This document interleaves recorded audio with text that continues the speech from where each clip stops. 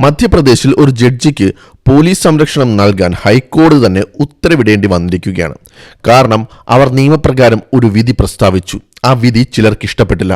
അതിന് പിന്നാലെ സോഷ്യൽ മീഡിയയിലൂടെയും പൊതുവേദികളിലൂടെയും ഭീഷണികളും വിദ്വേഷ പ്രചരണങ്ങളും ഉയർന്നു. ഇതോടെ മധ്യപ്രദേശ് ഹൈക്കോടതി സ്വമേധയാ കേസെടുത്ത് ജഡ്ജിയുടെ സുരക്ഷ ഉറപ്പാക്കാൻ നിർദ്ദേശിച്ചു. ഒരു നിമിഷം ചിന്തിക്കൂ, ഒരു ജഡ്ജി കോടതിയിൽ ഇരിക്കുന്നത് ജനപ്രീതി നേടാനല്ല, നിയമം നടപ്പാക്കാനാണ്. ഓരോ വിധിയും എല്ലാവർക്കും ഇഷ്ടപ്പെടണമെന്നില്ല. അതുകൊണ്ടാണ് അപ്പീൽ കോടതികളും നിയമപരമായ മറ്റു മാർഗങ്ങളും നമ്മുടെ ഭരണഘടന ഒരുക്കിയിരിക്കുന്നത്. പക്ഷേ ഒരു വിധി ഇഷ്ടപ്പെട്ടില്ലെന്ന കാരണത്താൽ ജഡ്ജിയെ ഭീഷണിപ്പെടുത്താൻ തുടങ്ങിയാൽ അത് ഒരു വ്യക്തിക്കെതിരെയുള്ള ആക്രമണം മാത്രമല്ല, നീതിന്യായ വ്യവസ്ഥയുടെ സ്വാതന്ത്ര്യത്തിന് നേരെയുള്ള വെല്ലുവിളിയാണ്. ഈ സംഭവത്തിന്റെ പശ്ചാത്തലം എന്താണ്?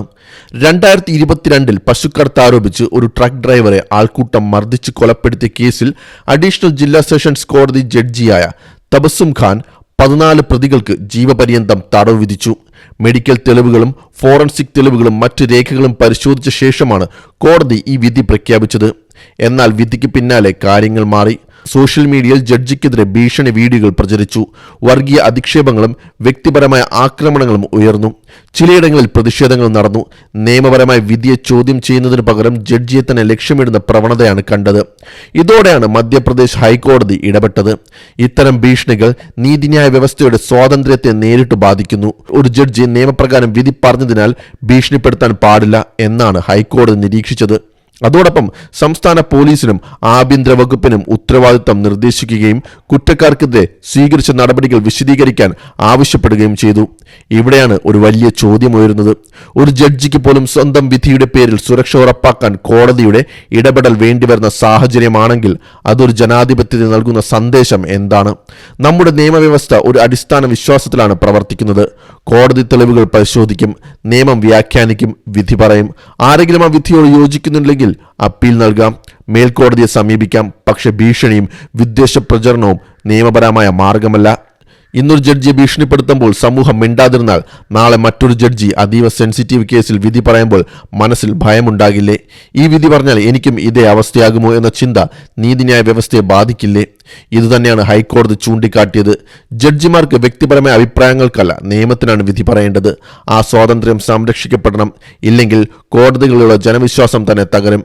ഈ സംഭവത്തിൽ മറ്റൊരു പ്രധാന കാര്യമുണ്ട്. പോലീസ് ഇതിനകം തന്നെ അജ്ഞാതർക്കെതിരെ കേസ് രജിസ്റ്റർ ചെയ്തിട്ടുണ്ട്. ഭീഷണി സന്ദേശങ്ങൾ പ്രചരിപ്പിക്കുന്നവരെ കണ്ടെത്താനുള്ള അന്വേഷണവും തുടരുകയാണ്. ഹൈക്കോടതിയുടെ ഈ നടപടികളുടെ പുരോഗതിയും റിപ്പോർട്ട് ചെയ്യാൻ നിർദ്ദേശിച്ചിട്ടുണ്ട്. ഇതൊരു മതത്തിന്റെ പ്രശ്നമാണോ? ഒരു വിഭാഗത്തിന്റെ പ്രശ്നമാണോ? അല്ല, ഇത് നിയമവാഴ്ചയുടെ പ്രശ്നമാണ്. ഇന്ന് ഏത് ജഡ്ജിയായാലും ഏത് കേസായാലും നിയമപ്രകാരം വിധി പറഞ്ഞതിന് ശേഷം ഭീഷണി നേരിടേണ്ടി വരുന്ന സാഹചര്യം ജനാധിപത്യത്തിന് ഒരിക്കലും നല്ലതല്ല. കോടതി തെറ്റിയെന്ന് തോന്നുന്നെങ്കിൽ അതിനുള്ള നിയമപരമായ സംവിധാനങ്ങൾ ഇന്ത്യയിൽ നിലവിലുണ്ട്. അപ്പീലുണ്ട്, ഹൈക്കോടതിയുണ്ട്, സുപ്രീം കോടതിയുണ്ട്. എന്നാൽ ഭീഷണിയിലൂടെ നീതി മാറ്റാൻ ശ്രമിക്കുന്നത് നിയമത്തോടുള്ള വെല്ലുവിളിയാണ്. ഇന്ത്യയുടെ ഭരണഘടന അധികാര വിഭജനത്തെ അടിസ്ഥാനമാക്കിയുള്ളതാണ്. നിയമനിർമ്മാണ സഭയും ഭരണകൂടവും നീതിന്യായ വ്യവസ്ഥയും ഓരോന്നും സ്വതന്ത്രമായി പ്രവർത്തിക്കണം. അതിൽ ഏതെങ്കിലും ഒന്നിനുമേൽ സമ്മർദ്ദം സൃഷ്ടിക്കപ്പെടുമ്പോൾ അതിന്റെ പ്രത്യാഘാതം മുഴുവൻ ജനാധിപത്യ സംവിധാനത്തെയും ബാധിക്കും. അതുകൊണ്ട് തന്നെ ഈ സംഭവം ഒരു വ്യക്തിയുടെ സുരക്ഷയെക്കുറിച്ചുള്ള വാർത്ത മാത്രമല്ല, നീതിന്യായ വ്യവസ്ഥയുടെ സ്വാതന്ത്ര്യം എത്രത്തോളം സംരക്ഷിക്കപ്പെടണം എന്നതിനെക്കുറിച്ചുള്ള വലിയ ചർച്ച കൂടിയാണ്. ഒരു വിധിയോട് വിയോജിക്കാം, അത് ചോദ്യം ചെയ്യാം, പക്ഷേ ജഡ്ജിയെ ഭീഷണിപ്പെടുത്താൻ പാടില്ല. കാരണം ജഡ്ജിമാർ ഭയന്ന് വിധി പറയുന്ന രാജ്യമാകുമ്പോൾ അവസാനം നഷ്ടമാകുന്നത് ഒരു ജഡ്ജിക്കല്ല, സാധാരണ പൗരന്റെ നീതിയിലേക്കുള്ള വിശ്വാസത്തിനാണ്. അതാണ് ഈ സംഭവത്തിന്റെ ഏറ്റവും വലിയ മുന്നറിയിപ്പ്.